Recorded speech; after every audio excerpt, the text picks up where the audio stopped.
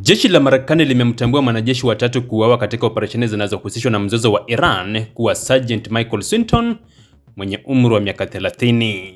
Kwa mujibu wa taarifa zilizoripotiwa na New York Post, Sergeant Swinton alifariki tarehe 19 Julai katika kituo cha anga cha Erbil nchini Iraq wakati wa zoezi la kuteketeza kwa njia iliyodhibitiwa controlled detonation ndege isiyo na rubani ya Iran iliyokuwa imeangushwa.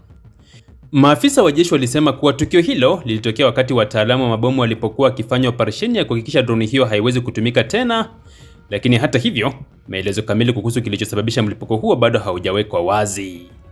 Kifo cha Swinton kinamfanya kuwa mwanajeshi wa tatu wa Marekani kupoteza maisha tangu kuongezeka kwa mvutano kati ya Marekani na Iran katika eneo hilo la Mashariki ya Kati.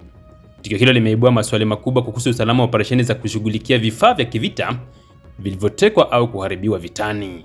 Jeshi la Marekani limesema uchunguzi rasmi unaendelea ili kubaini mazingira halisi yaliyopelekea kifo hicho, huku familia ya Sergeant Swinton ikipewa taarifa na kuombwa kuheshimiwa faragha yao katika kipindi hiki kigumu.